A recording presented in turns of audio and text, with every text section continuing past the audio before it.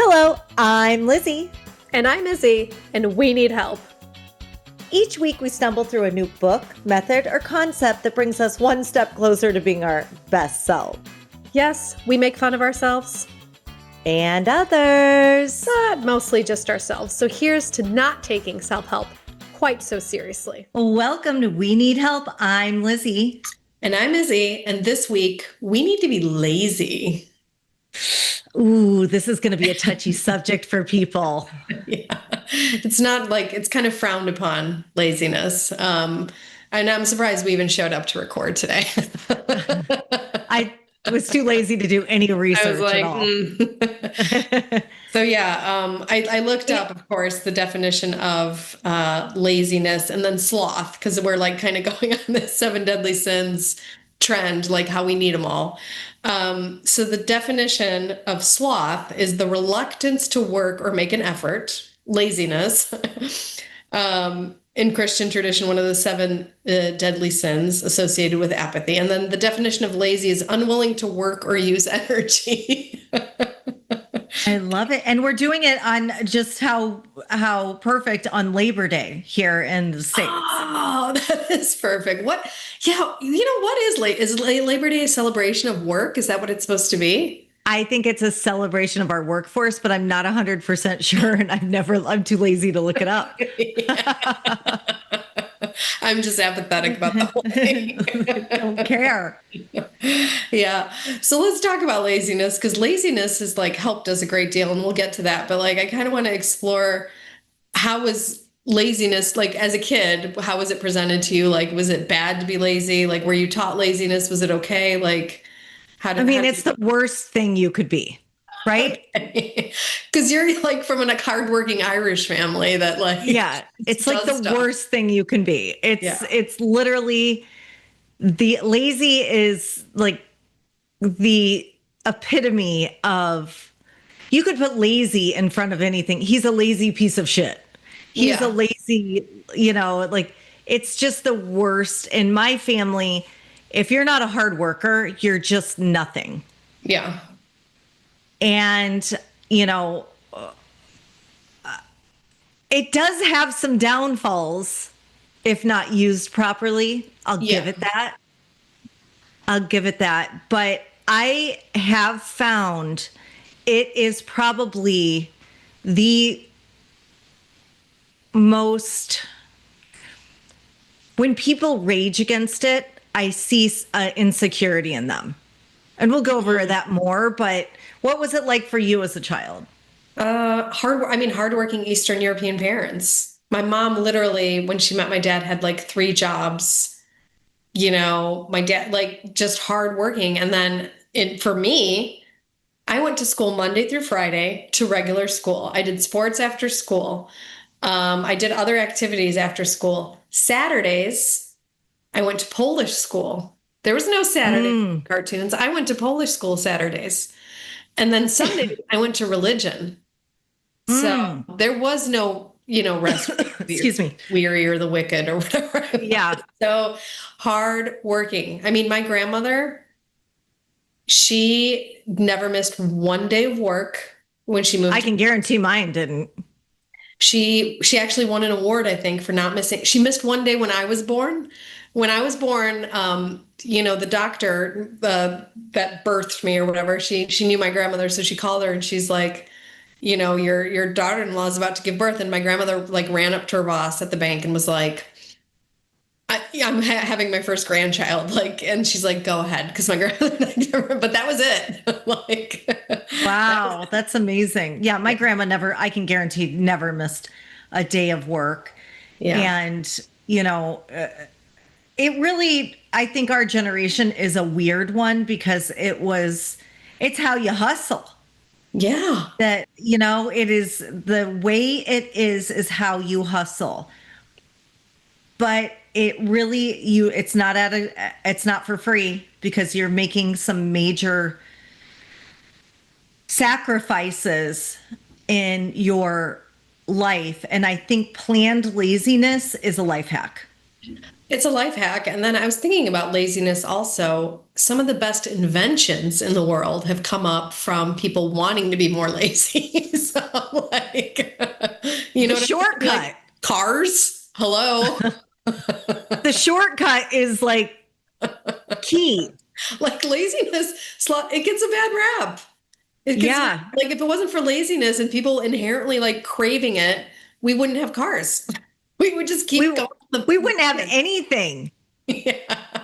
We wouldn't have smartphones.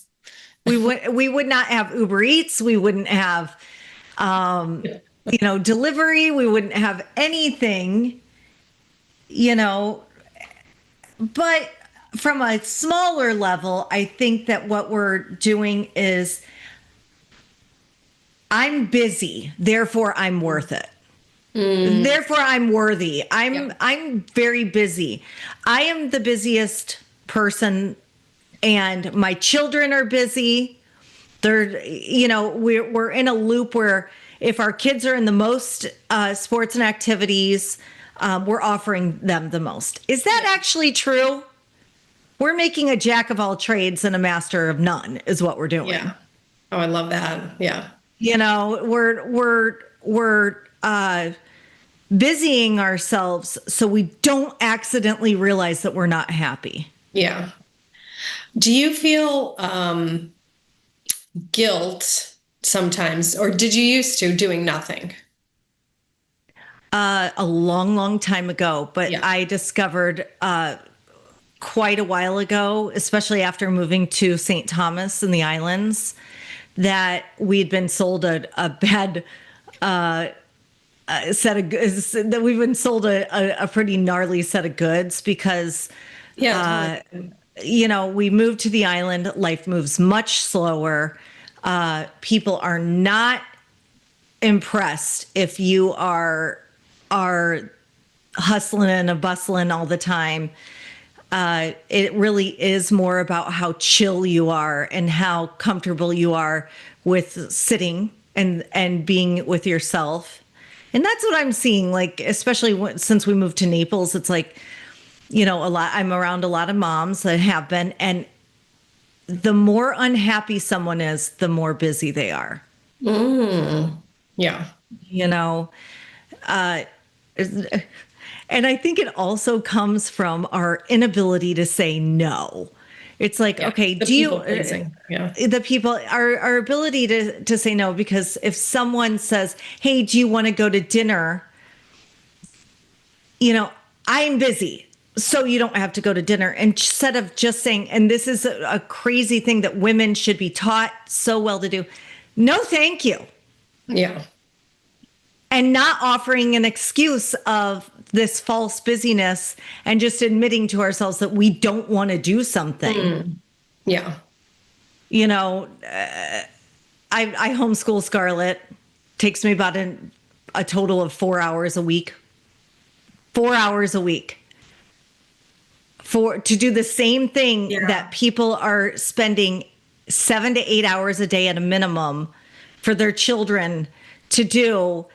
And, you've got school, you've got to go to school, you've got to prepare for school, you've got to this, when it really is just such not a big deal. I mean, school isn't hard. It's not. They make it look hard, so they're important. Yeah, and I think you're right about that. I worked at a school when I first moved to Poland. I worked at the school, and so it was a private school, so the parents were paying every month. So the teachers felt like they had to fill the day up with so many things, so the parents thought they were getting their money's worth. And I think it's the same thing with people, even in a marriage. Oh my God, yeah. I need to prove my worth by doing. Yeah. So I need to fill up. I need to be the wife that is doing. And I've caught myself, I don't know if you have, like, where I have days where I just don't want to do anything and I'm laying and I'm watching TV, and then my partner would come home and I'd like turn off the TV quickly and grab like a rag and pretend that I was doing something, instead of just owning the fact that today I'm going to be lazy. Well, no, I don't do that. I don't don't do that either anymore. I don't do it. Yeah. I do not do that. I plan me for it, for fuck's sake.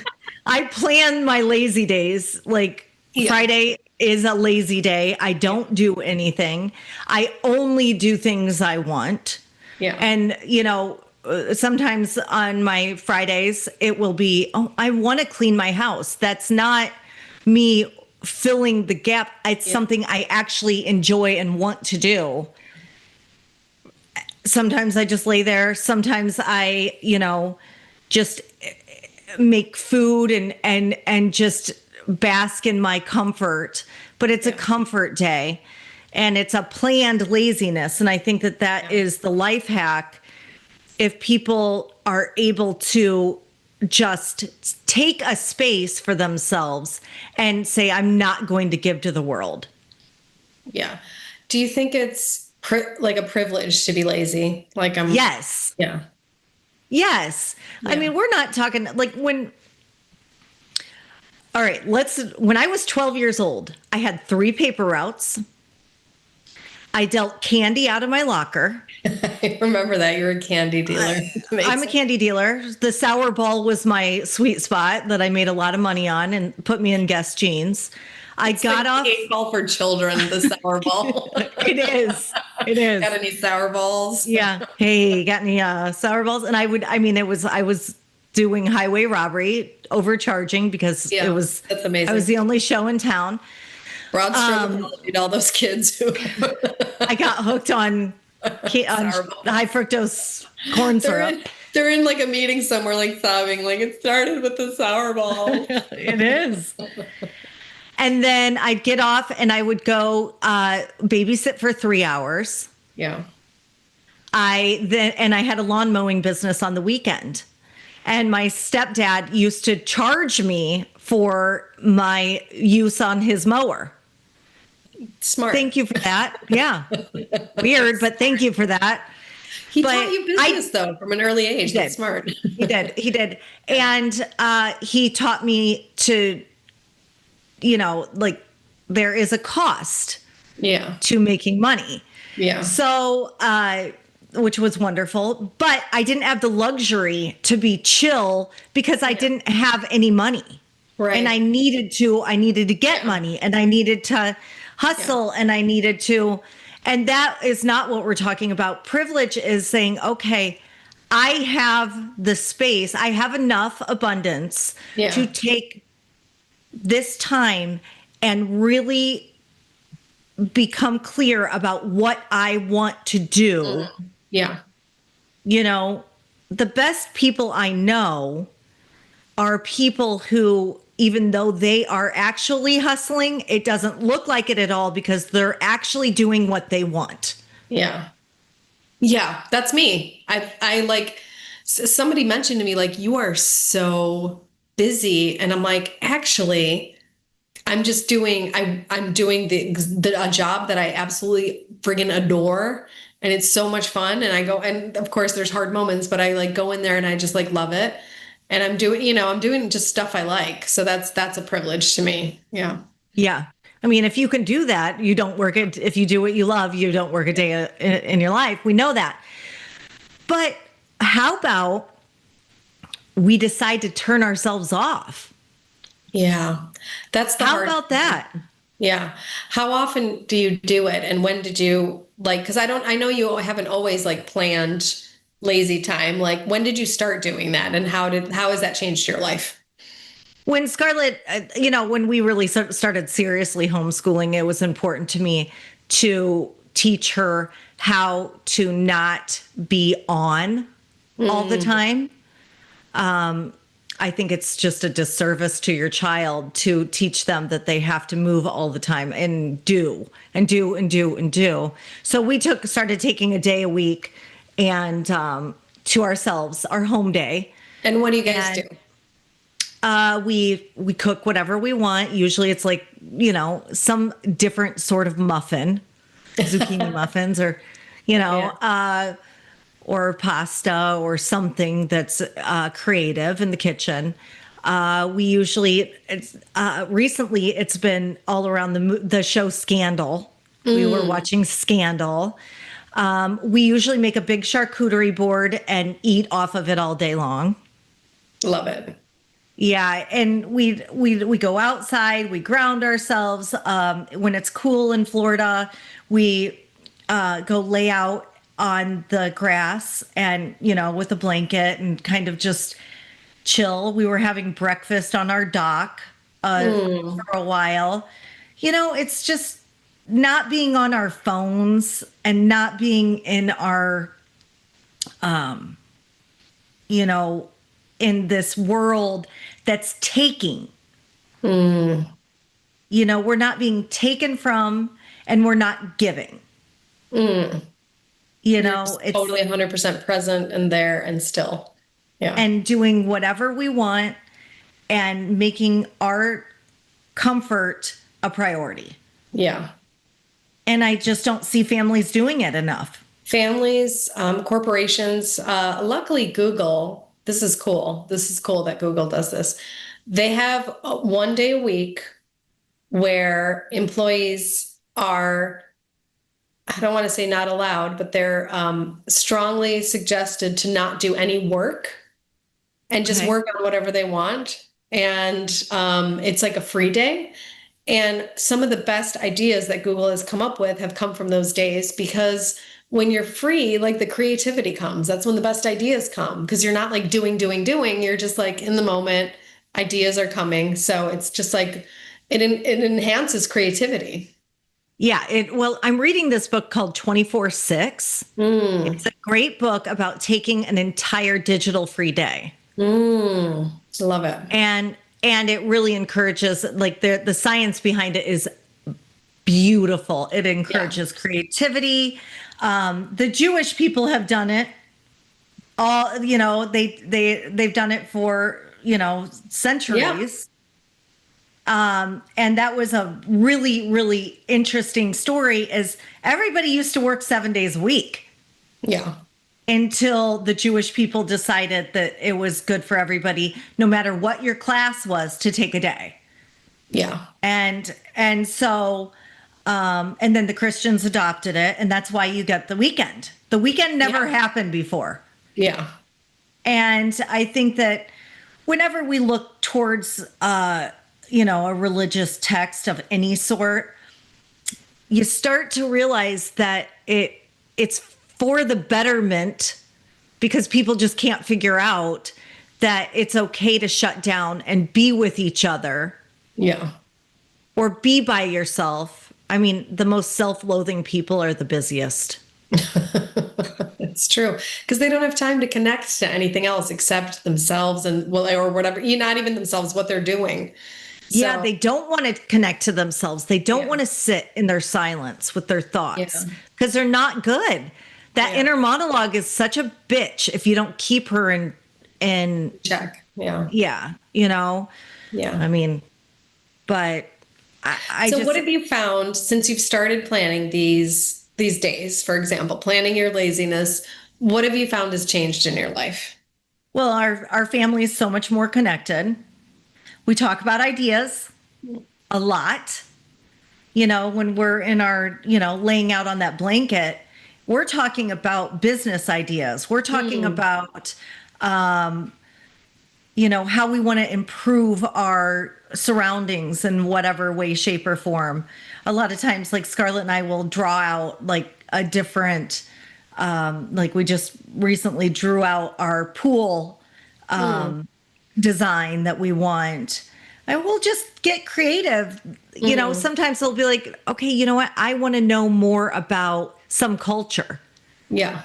It enhances the creativity to be in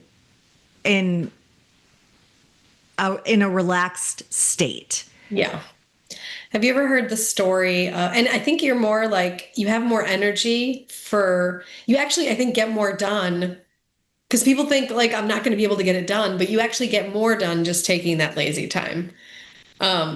There's this book by Stephen Covey. It's like The 7 Habits of Highly Effective People. And he has this story in there about the 2 lumberjacks. I don't know if you've heard about that, but I read the book, but I don't remember anything about it. 2 lumberjacks, and they're both like, whatever, cutting trees in the forest. And one of them says to the other, like, why don't we have a contest to see who can cut the most trees down?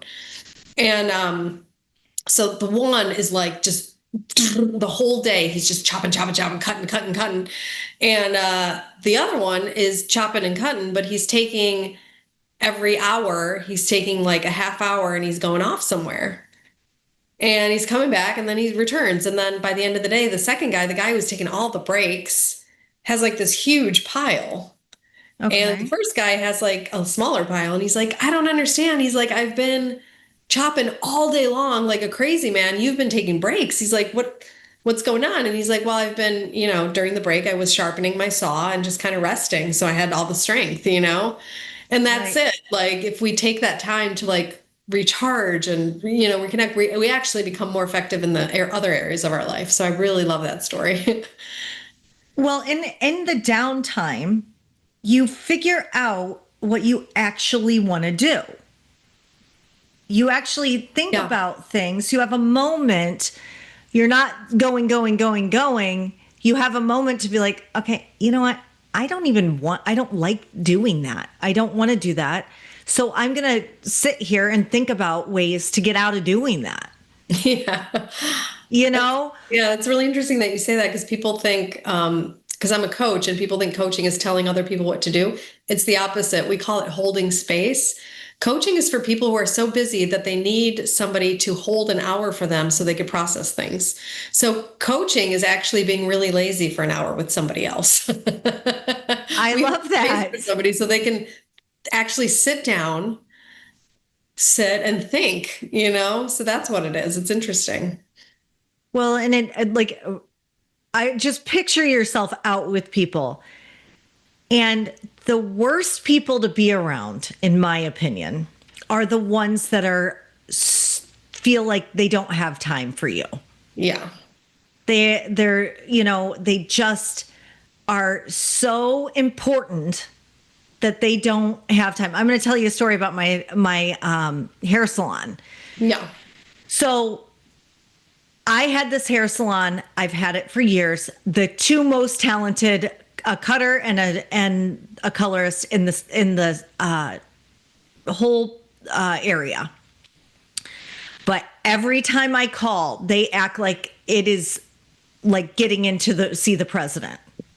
Yeah. And it's like I'm hat in hand for an appointment. Yeah. And it's a turnoff. I don't want to, I don't feel important. Yeah. I don't feel like they want me. I feel like I'm irrelevant. It's just a bad business practice. And I think people have done it. Like they think it makes you more important to say that I'm so busy for you, but it just turned me off and I quit going there. Yeah. My hair is maybe, it's good, but it's not as good as it would be. Yeah. But I don't have to show up there and be like, oh, thank you. Feel like you're imposing because they're so busy. Yeah. Yeah. And when people come into my space, I hope they know that they're the most important thing to me. And I do love my time. And I want them to be in my space. I'm choosing you, instead of, what I see is I don't have time for anything important to me because I'm so busy. So I'm squeezing you in. I once went out to dinner with this couple and it was the worst because they acted like they have a half hour for me. Like they squeezed me in. I was like, fuck you guys. Like, I just didn't even want to, they kept looking at their phones. They were like looking around. It was like, It was awful. Yeah. I hate that. Well, and I think you're just got poor time management. Exactly. That's what I think. Stephen Covey also now that I think about his book, it's interesting because his book is 7 Habits of Highly Effective People, but it's actually there's quite a bit about being lazy in there. He also says that most people, when they book their schedules, they book like 100% of their time. Like from 9 to 10, we're doing this. And then from 10 to 11, we're doing it. And he said, book 70%, leave 30%, right, and do nothing. And I love that. Like, if you want to be effective, you got to be lazy. It's wonderful. You have to you got to decide. Like, to me, lazy is a great way of saying, I really value my time. Yeah. Amen. You know, because I would rather sit in silence than do anything that I don't want to do. Yeah. And I think when I do show up at parties, they should know that I would rather be there than be by myself in my most comfortable, loving space that I've created at home. Yeah. And I want people to feel that important to me when I do show up. Yeah. And I want I use some of my, I'm trying to think of the people that I value their time the most are the people who really, really value their own time. Mm. But if you're doing all this shit and you've got your kid in 20 different sports, I don't respect that. Mm. I don't respect it because it's like you don't want to just sit with them and get to know who they are and let them know who you are. It's just in and out. Bye. See ya. Yeah. Yeah, it's really interesting. It's lost. You're lost. Because people are more interested in doing than in being, and I think that's the difference. It's doing is a distraction. Doing is a thing. They feel like they're achieving. They feel like they're proving something, but it's actually in the being where you're your human self, So yeah. Yeah. Oh, interesting. So, well, I think that at the end of the day, when you are using the B word, my least favorite B word, busy, it is admit it that it's a wall that you're putting up for your coping. It's a coping wall. Yeah. Oh, I'm just so busy. I'm so busy that I can't be vulnerable. I can't take on anything else because I'm so busy. Well, what you're saying is to the universe or to God or whatever is I'm not open to all that this universe has for me in abundance. Yeah. I'm not ready for it. I'm scared. That's what I hear is I'm scared. I'm scared of change. I'm scared of new opportunities. And therefore, I'm going to busy myself to death. Mm. That's how I feel. Busy is just a word for me. It's like a trigger word. Yeah. It's a red flag. Are you going to do something to embrace your lazy even more this week? I mean, no. I feel like you're doing it well. I'm killing lazy like nobody's business. Yeah. I'm only going to do what I want to do this week. Yeah. Just like I did last week. Yeah. What are you going to do? I think I'm going to take one whole day. Like, I like that one day without the phones and stuff. I really like that. The 24/6. I really like that. So I'm stealing that idea from you. I'm going to do that. Take it. And that's one thing I'll do like more. I'll embrace more is just releasing myself from electronics altogether. I'm going to do it on Sunday. Sunday's a good day for me. I'm going to just do that. Sunday's going to be my day. Like, that's going to be my phone free day. I love it.